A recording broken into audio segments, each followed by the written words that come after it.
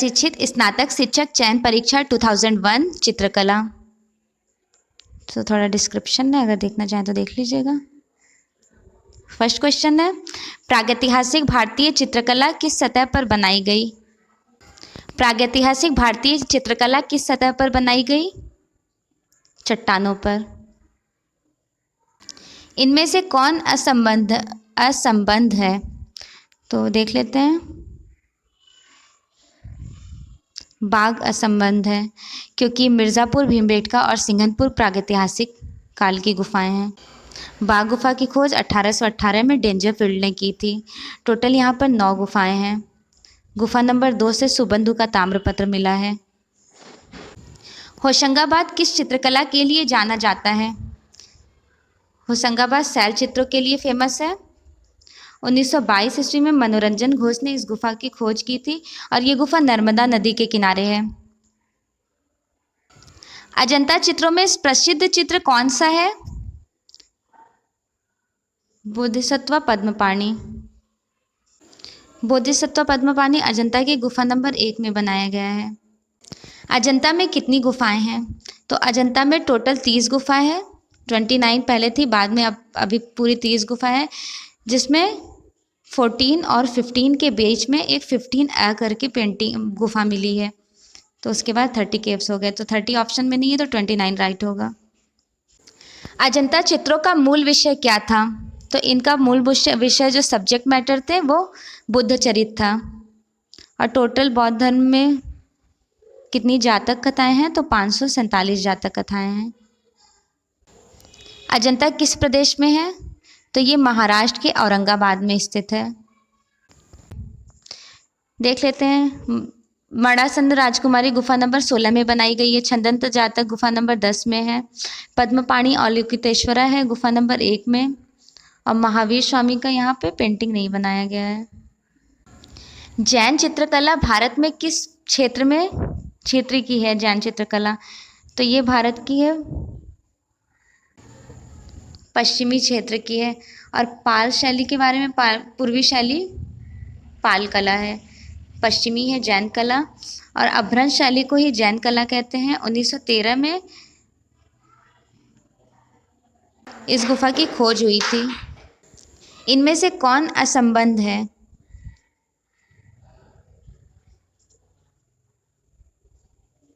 चौर पंचासिका। चौर पंचासिका विल्हड़ की है। सूर सुंदरी, त्रिषष्टिका शाला और पुरुष चरित्र, कथा सरित सागर, ये मध्यकालीन साहित्य की चित्रकला हैं। चौर पंचासिका जैन शैली की है। राजस्थानी चित्रकला के चित्र हैं।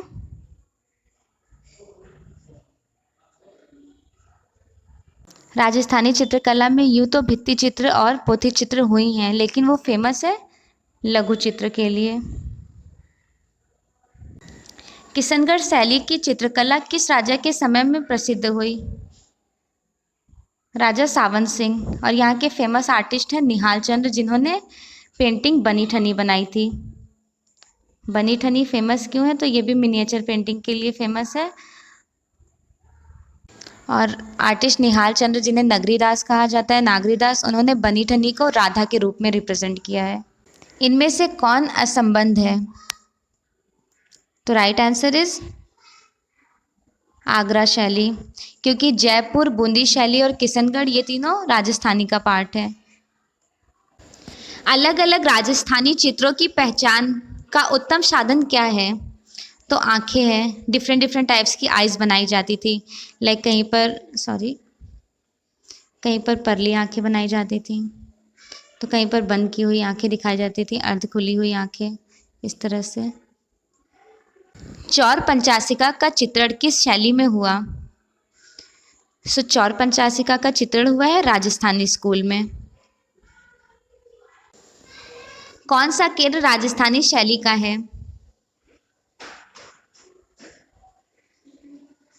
बीकानेर राजस्थानी शैली का पार्ट है। बसौली पहाड़ी शैली का है। गढ़वाल भी पहाड़ी शैली का है। अहमदनगर दक्षिणी स्कूल का है। इनमें से कौन असंबद्ध है? कोटा स्कूल कोटा शैली है। राजस्थानी शैली में 4 पार्ट चला था, मेवाड़, मारवाड़, हड़ौती और ढूंढार। तो हड़ौती वंश का है कोटा, बूंदी और झालावाड़। कोटा है राजस्थान के हड़ौती सेक्शन का। राजस्थान के पिछवाई चित्र किस क्षेत्र में है?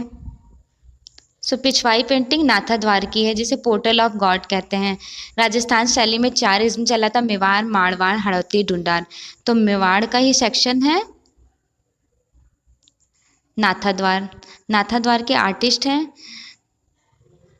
नारायण, चतुर्भुज, घासीराम और कमला और इलायची यहाँ की फीमेल आर्टिस्ट थी।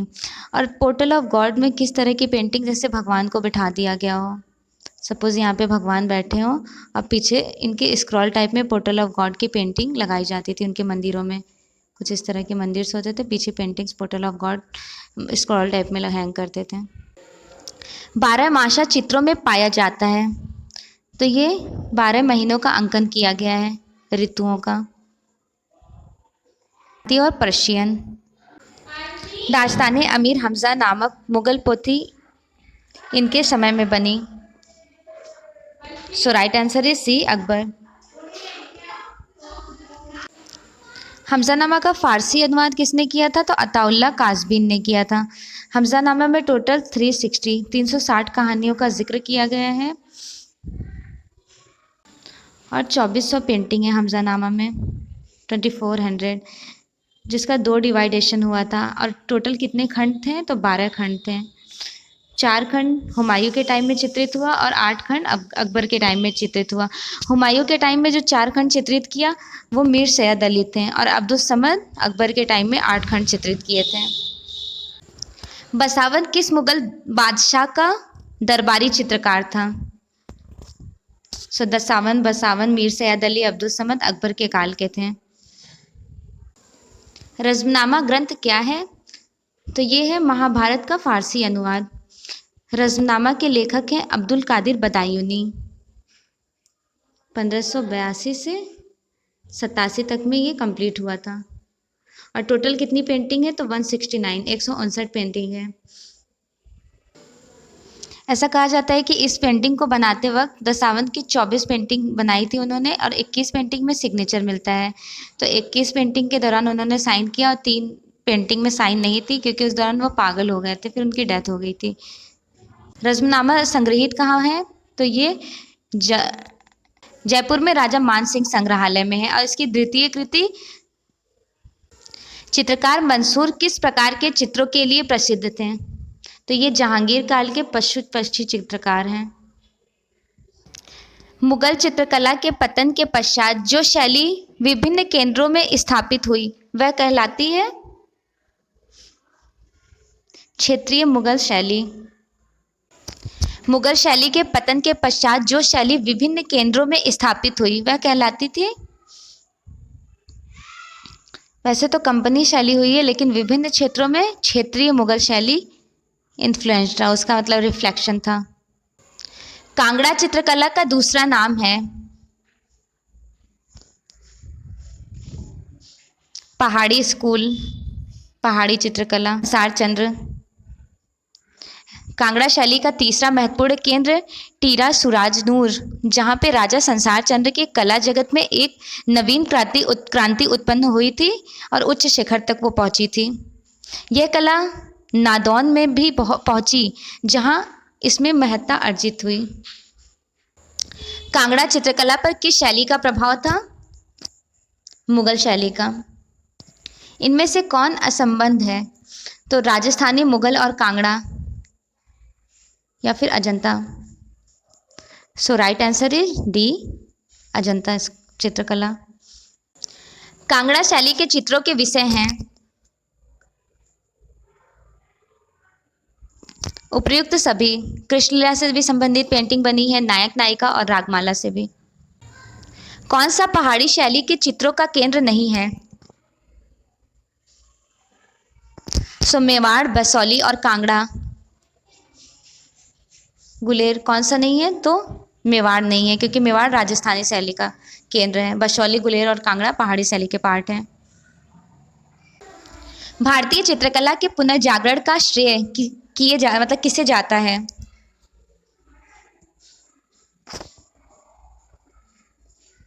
बंगाल स्कूल को। बंगाल स्कूल का टाइम है 1895 टू 1920। वैसे तो फाउंडर ईवी हैवेल कहे जाते हैं, अगर वो ऑप्शन में नहीं होंगे तो अवनींद्रनाथ टैगोर करेक्ट होंगे। बंगाल शैली के जनक कौन थे? अवनींद्रनाथ टैगोर वॉश पेंटिंग के लिए फेमस हैं, बंगाल स्कूल के फाउंडर। अवनींद्रनाथ टैगोर ने किस माध्यम में अपने चित्र बनाए थे?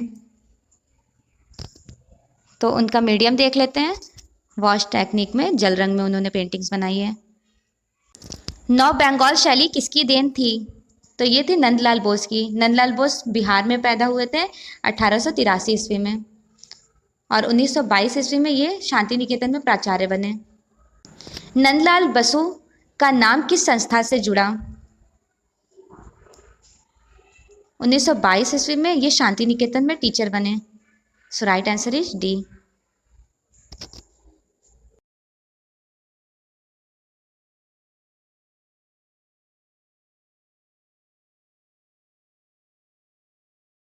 स्टेशन के पंडाल को किसने सजाया? नंदलाल बोस। डिस्क्रिप्शन देख लेते हैं थोड़ा। तो महात्मा गांधी नंदलाल बोस की चित्रकला से बहुत प्रभावित थे, इसीलिए उन्होंने नंदलाल बोस को लखनऊ, फैजपुर और हरिपुर के कांग्रेस अधिवेशन के सभा मंडप सुसज्जित करने के लिए सौंपे थे। उन्हीं में से इनकी हरिपुरा पट चित्रावली भी इन्हीं में से एक है, और हरिपुरा जो पट चित्रावली बनाई गई है वो किस माध्यम में है? तो वो टेम्परा में है। और उसमें जो कैरेक्टरिस्टिक दिखाया गया है वो मतलब लोकल ट्राइबल्स, वो भारतीय ग्रामीण क्षेत्र का चित्र दिखाया गया है, और टेम्परा माध्यम में है हरिपुरा कांग्रेस। छितेंद्रनाथ मजूमदार किस विश्वविद्यालय में शिक्षक थे? तो ये थे इलाहाबाद विश्वविद्यालय में। कब गए थे वहाँ पे टीचिंग के लिए? तो 1942 ईस्वी में। 1942 से 1965 तक यहाँ पर चित्रकला विभाग में अध्यक्ष रहे हैं। इन्होंने इलाहाबाद में ही रुचिका आर्ट गैलरी स्टार्ट की, और इनको मतलब ये स्टूडेंट किसके थे? तो अवनींद्रनाथ टैगोर के स्टूडेंट थे छितेंद्रनाथ मजूमदार, और 1891 ईस्वी में पैदा हुए थे। और शिशिर कुमार घोष ने इन्हें वैष्णव कलाकार, संत कलाकार और भाव का सम्राट कहा।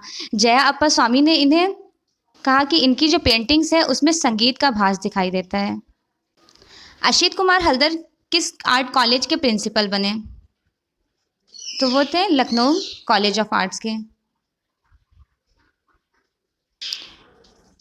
1925 में ये लखनऊ कॉलेज ऑफ आर्ट के प्रिंसिपल बने, जिसमें चिंतामणि कर एवं राय राजेश्वर बली के मंत्री मतलब उनको आमंत्रित किया गया, और व्याख्यात चित्रकार असित कुमार हल्दर को लखनऊ कॉलेज ऑफ आर्ट का प्रथम प्रिंसिपल चुना गया।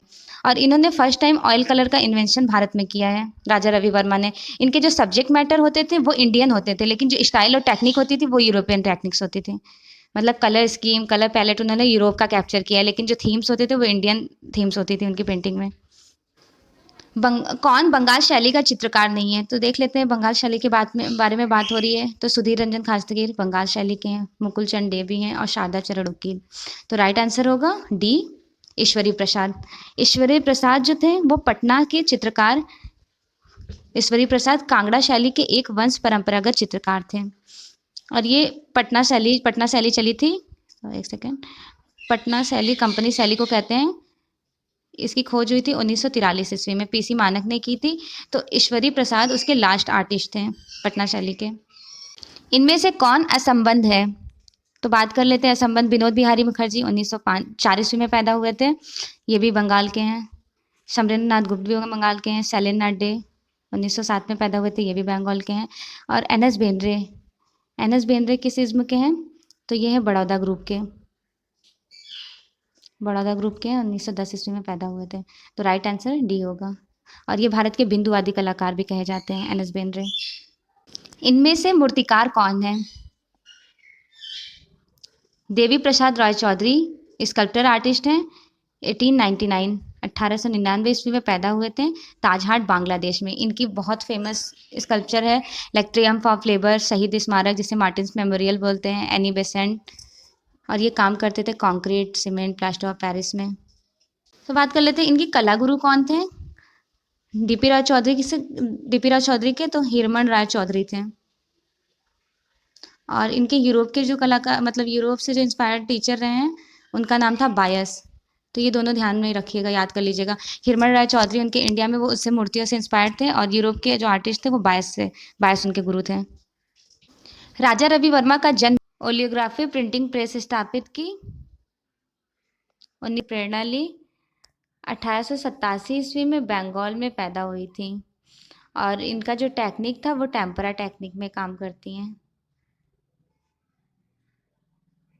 देवी प्रसाद रॉय चौधरी यहाँ प्रिंसिपल बने, तो वो बने थे मद्रास कॉलेज ऑफ आर्ट में 1929 में। और ये मद्रास कॉलेज ऑफ आर्ट के बाद ललित कला एकेडमी न्यू दिल्ली में भी प्राचार्य बने थे 1954 में। रविन्द्रनाथ टैगोर के चित्र किस प्रकार के हैं? तो इनके जो चित्र हैं वो आधुनिक विमूर्त शैली के हैं। रविन्द्रनाथ टैगोर 1861 ईस्वी में पैदा हुए थे बंगाल में, और ये चित्रकार तो ये बाद में रहे, पहले ये एक पोएट थे, कवि।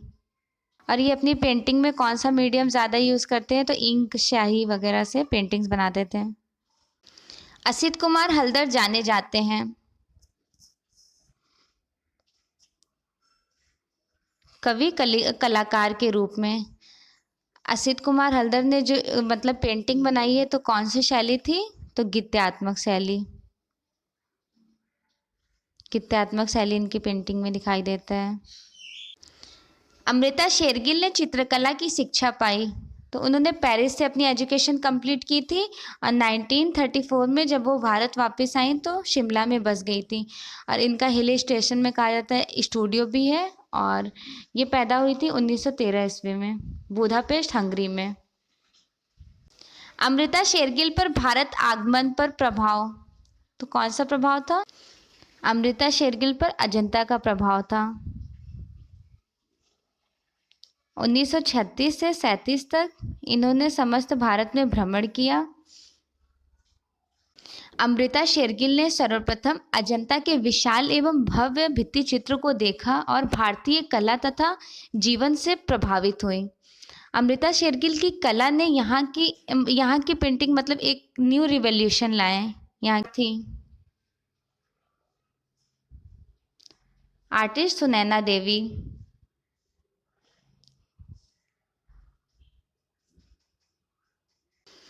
प्रसिद्ध फिलोसफर है स्टेला क्रैमरिश, आर्ट क्रिटिक है स्टेला क्रैमरिश। उन्होंने कहा कि सुनैना देवी भारत की पहली प्रथम चितेरा है, और ये किसकी सिस्टर थी? तो अवनींद्रनाथ टैगोर की। किस भारतीय कलाकार के चित्रों की प्रतिलिपियां अधिकांश घरों में लगाई जाती हैं? आर्टिस्ट राजा रवि वर्मा। इनको मतलब इनके आर्ट को कैलेंडर आर्ट भी कहा जाता है, और इन्होंने फर्स्ट टाइम मतलब ह्यूमन बीइंग को उसमें कन्वर्ट किया है, देवी देवता और माइथोलॉजिकल सीन्स में। वो कौन से आर्टिस्ट थे? तो राजा रवि वर्मा। अंग्रेजी शासन के बाद मतलब अंग्रेजी शासन के कारण जिन नवीन चित्र शैली का जन्म हुआ वो कौन सी शैली थी? तो वो कंपनी शैली थी। कंपनी शैली की खोज पीसी मानक ने 1943 ईस्वी में किया है, और कंपनी शैली को पटना शैली के नाम से भी जाना जाता है। कंपनी शैली में जल रंग का यूज़ हुआ है, और जनरल लाइफ मतलब ये कह लीजिए कि साधारण जनजीवन, जैसे सब्जी बेचने वाले मजदूर काम करते हुए, इस तरह की पेंटिंग बनाई गई है। जनरल लाइफ मतलब डेली रोज़मर्रा को डिपिक्ट किया गया है यहाँ पर। किस प्रसिद्ध चित्रकार ने फिल्में भी बनाई थी? मकबूल फिदा हुसैन, एम.एफ. हुसैन ने बनाई थी। 1968 ईस्वी में अपनी film through the eyes of A painter के लिए इनको गोल्डन बियर पुरस्कार बर्लिन से मिला था। बर्लिन फिल्म महोत्सव से प्राप्त हुआ है। कौन से आर्टिस्ट थे? तो एम.एफ. हुसैन। इनमें से कौन असंबद्ध है? अमृता शेरगिल। के.एस. कुलकर्णी की कला में पाए जाते हैं, तो ये ग्राम दृश्य बनाते थे के.एस. कुलकर्णी। इनका जन्म 1918 में कर्नाटक में हुआ था। के हैबर के अंतिम दिनों की चित्र शैली है, तो कैसी चित्र शैली थी उनकी? रेखात्मक। बॉम्बे ग्रुप चला था बॉम्बे में, उसके फाउंडर हैं के हैबर। बॉम्बे ग्रुप के फाउंडर के हैबर हैं। कंपनी शैली के भारतीय केंद्रों में प्रसिद्ध हैं। पटना स्कूल, पटना शैली। भारत के एकमात्र कलाकार जिनके चित्र पिकासो के साथ प्रदर्शित हुए, वो थे मकबूल फिदा हुसैन। मकबूल फिदा हुसैन का जन्म 1915 ईस्वी में सोलापुर, महाराष्ट्र में हुआ था। और इनको जो नागरिकता मिली थी वो लंदन में मिली थी। ये माइग्रेट होकर लंदन चले गए थे। और इन्होंने अपनी शिक्षा किससे ली थी? पहले आर्ट की, तो उनके गुरु थे देवी लालकर। देवी लालकर से शिक्षा ली, एजुकेशन मतलब बीएफए एमएफए का एंट्रेंस की तैयारी करने के बाद ये जे स्कूल ऑफ आर्ट में इनरोल्ड हुए थे। तो देवी लालकर से शिक्षा इन्होंने इंदौर में ली थी, इंदौर में। एनएस बेंद्रे किस विश्वविद्यालय में प्राध्यापक थे? तो ये Baroda school of art, Baroda में थे। बड़ौदा कॉलेज ऑफ आर्ट है कहाँ? तो ये बड़ौदा में ही है। और एनएस बेंद्रे का फुल फॉर्म है, पूरा नाम इनका है नारायण श्रीधर बेंद्रे। चित्र में रेखा, जब हम कोई पेंटिंग्स बनाते हैं सपोज, तो जब लाइन ड्राइंग करते हैं तो ये क्या करती है? एक आकृति बनती है, एक शेप बना। मैंने कोई भी पेंटिंग माउंटेन बनाया सपोज, तो एक शेप बना लैंडस्केप का। फिर प्रवाह भी पैदा होती है और चित्र को क्या बनाती है? तो 3 डायमेंशनल उभार देती है। पेंटिंग तो वैसे 2 डायमेंशनल होती है, लेकिन जब पेंटिंग में कलर स्कीम लाइट मिडिल और डार्क टोन अप्लाई कर देते हैं तो 3 डायमेंशनल इफेक्ट देती है, मतलब ऐसा प्रभाव उभरी हुई लगती है। तो राइट आंसर हो जाएगा उपयुक्त सभी। भारतीय चित्रकला में रंग के साथ महत्व है, किसका महत्व है रंग के साथ? रंग के साथ रेखा का महत्व है, क्योंकि प्रागैतिहासिक काल में जब भी पेंटिंग बनाई जाती थी उसमें कुछ ना कुछ ड्राइंग एक्सवाइजेड हंटिंग सीन या फिर कुछ भी ऐसा डिपिक्ट करते थे। कौन सा वाक्य सही नहीं है? आकृति को रूप मिलता है, तो इसमें रॉन्ग बताना है, राइट नहीं। तो आकृति को रूप मिलता है, तो इसमें गलत कौन सा है? तो प्रकाश और छाया।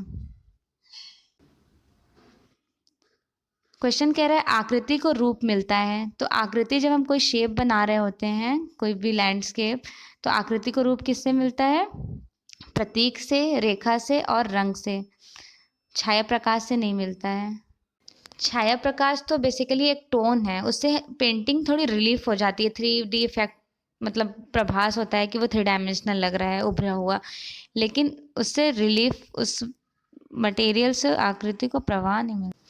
भारतीय सौंदर्य शास्त्र के प्रथम दार्शनिक थे भरत मुनि। भरत मुनि का ग्रंथ है नाट्यशास्त्र।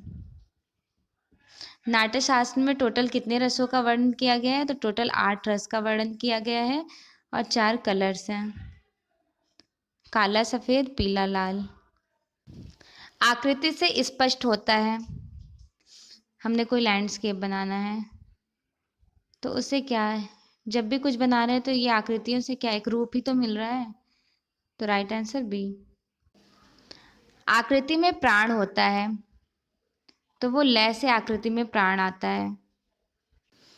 लय मीन्स हमने कोई फ्लावर बनाना है, सपोज हम रोज़ बना रहे हैं या फिर लोटस बना रहे हैं, तो क्या जब ये इस तरह से मूव करेंगे, इसके लीव्स बनाएंगे, बहुत प्यारे प्यारे मोटिव्स देंगे, आलेखन क्रिएट करेंगे, तो उससे क्या होगा?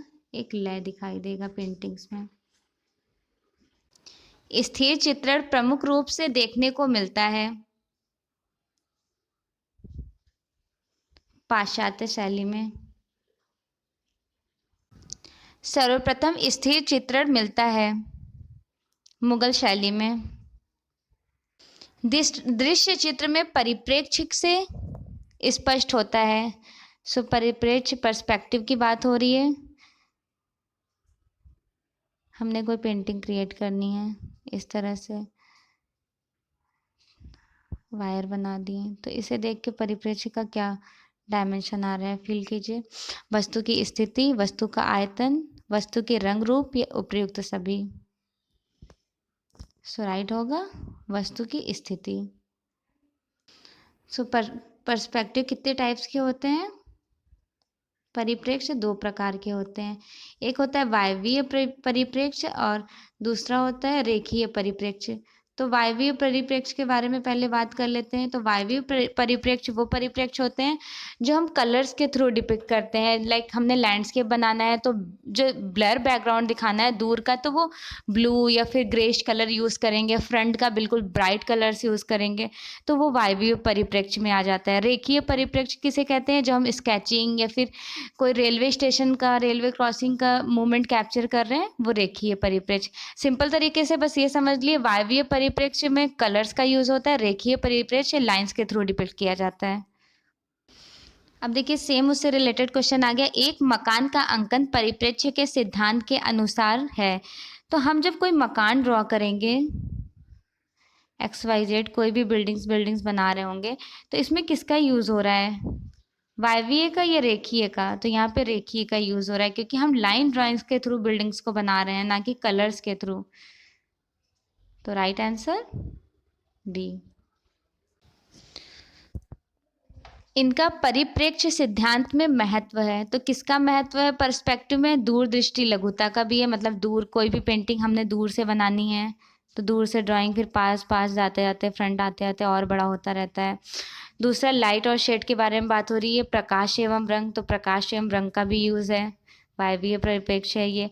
विलियम बिंदु और क्षितिज रेखा, तो जब हम लैंडस्केप बनाते हैं तो क्षितिज रेखा और विलियम बिंदु का यूज करते हैं। तो राइट आंसर डी, उपर्युक्त सभी। कला क्या है? What is painting? तो प्रकृति का चित्रण, भाव का चित्रण, प्राणियों का चित्रण, ये कला की अनुभूति से परिपूर्ण चित्रण। तो राइट आंसर होगा डी, कला की अनुभूति से परिपूर्ण चित्रण। रस का अर्थ है, तो देख लेते हैं रस का अर्थ क्या है। अच्छी कलाकृति, कलाकृति में दर्शित भाव, कलाकृति का विषय, दर्शन के मन में उत्पन्न आनंद एवं अनुभूति। तो राइट आंसर डी होगा। रस का मतलब सिद्धांत यही तो होता है कि दर्शन जो सामने वाले हैं, जो आर्ट हमारे अंदर है, तो उनके अंदर भी कुछ इस तरह की पेंटिंग क्रिएट करो कि वो भी देख के हैप्पीनेस फील हो। लाइक कोई खुश है तो रस को इस तरह से अप्लाई कर दो कि वो पेंटिंग्स को देख के डिपिक्ट हो कि हैप्पी फेसेस को क्रिएट किया गया है। तो रस का अर्थ होता है दर्शन के मन में उत्पन्न आनंद की अनुभूति। सौंदर्य शास्त्र के अनुसार मतलब भाव होते हैं, तो सौंदर्य शास्त्र के अनुसार भाव कितने होते हैं? तो टोटल 9 होते हैं। तो वो जो रसा है तो उसका स्थायी भाव यहाँ पे पूछ रहे हैं। इनमें से कौन असंबद्ध है? रूप, वर्ण, भाव या चित्रकार? तो चित्रकार असंबद्ध है, क्योंकि रूप, वर्ण, भाव ये तीनों तो हम जब पेंटिंग्स बनाएंगे तो उसमें अप्लाई करेंगे, और चित्रकार क्या होता है, वो उस पेंटिंग को क्रिएट करते हैं। वात्स्यायन रचित कामसूत्रा, कामशास्त्र लिखा है, कामसूत्रा कर लीजिएगा, कि व्याख्या का टीकाकरण कला के सडंग का उल्लेख किसने किया? तो वो 11वीं शताब्दी में पंडित यशोधरा ने किया। तो थोड़ा डिस्क्रिप्शन देख लेते हैं। जयपुर नरेश जयसिंह प्रथम की सभा के राजपुरोहित पंडित थे पंडित यशोधरा। इन्होंने 11वीं शताब्दी में कामसूत्रा का टीकाकरण अपनी पुस्तक जयमंगला में प्रस्तुत किया है। कामसूत्रा का प्रथम अधिकरण के 3रे अध्याय की टीकाकरण करते हुए यशोधरा ने आलेख के 6 अंग बताए हैं, जिनमें है रूपाभेदा, प्रमाण, भाव, लावण्यायोजनम, सादृश्य, वर्णिका भंग। देखिए एक्चुअल में रूपाभेदा का मीनिंग ये होता है कि जब हम किसी को सामने से देख रहे हैं, अपेयरेंस ऑफ नॉलेज। और प्रमाणा का मतलब होता है एक्चुअल मेजरमेंट, किस तरह से पेंटिंग को डिपिक्ट करना है, उसका साइज, प्रोपोर्शन। भाव, उसके एक्सप्रेशन को, कि वो सैड है, ये हैप्पी है, इस तरह का कैप्चर करना होता है। लावण्य मतलब ग्रेसफुल ब्यूटी, कि किस तरह से अट्रैक्शन क्रिएट करो पेंटिंग में। सादृश्यम, सिमिलैरिटी, जो हमने पेंटिंग बना रही है वो सामने वाले जो बैठे हुए हैं फ्रंट में उससे मैच कर रहा है कि नहीं, सिमिलैरिटी को सादृश्यम कहते हैं। वर्णिका भंग बोलते हैं ए पैलेट ऑफ कलर स्कीम, कि आप किस तरह के उनके स्किन के अकॉर्डिंग पैलेट में कलर्स पेंटिंग्स में ऐड कर रहे हो. So thanks for watching my video and best wishes for your exam.